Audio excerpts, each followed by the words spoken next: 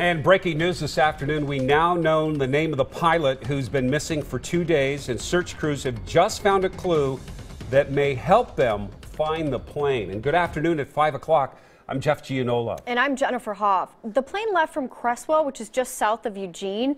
It took off Tuesday, headed for Vancouver's Pearson Field, but it never showed up. We've just learned the pilot is a 41-year-old from Vancouver named Lee Leslie. He was the only person thought to be on the plane and is considered a missing person.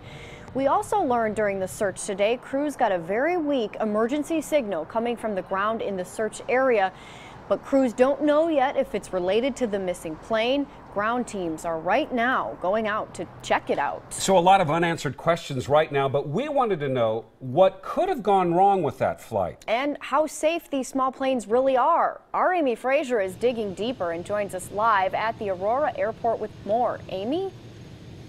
I met with a local aviation expert today. He tells me it's highly unusual to have a plane disappear. As the Oregon Civil Air Patrol continues to look for the missing Piper PA-28 Cherokee, Tom Young, who was an airline pilot for 27 years and in the Air Force Reserve, tells me the single-engine plane is typically considered reliable. They are easy to fly. They're safe. They've been around a long time. It's kind of like a Hershey bar. You're comfortable with it. Authorities say Lee Leslie took off from Hobby Field, south of Eugene, late Tuesday afternoon, but never made it to Vancouver. The FAA radar had him on track for a period of time, and then he dropped off radar, and we are, of course, concentrating our search in that area. So far, there are many unanswered questions about why the plane disappeared. Possibly there was a medical issue, possibly a situation where they wanted to vanish. Possibly a situation where they had a mechanical and didn't get a distress call off. I asked in general about pilot training. Well, typically you get an initial license as a private pilot, and that's 40 hours minimum mandatory. It's usually a lot more than that. And then you get a yearly, or every 2 years, you take a refresher flight with a flight instructor. He also tells me the Piper PA-28 Cherokee is often used for training. It's a very common trainer. It's probably been around 50 years. It's a safe design.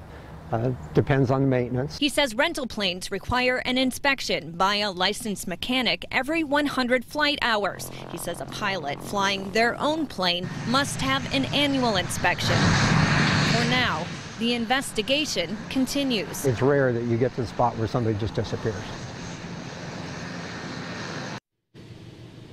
And I want to tell you, I just got an update from the Civil Air Patrol. They tell me right now ground crews are on their way to the area within the flight path where emergency crews picked up that very weak emergency signal. Again, they can't say for sure at this point whether or not that signal is related to this plane, but we hope to have some answers for you very soon. We'll bring you any new developments. Back to you. Okay, Amy, any new developments in the newscast, we'll be switching back to you. And we will have more on this breaking news throughout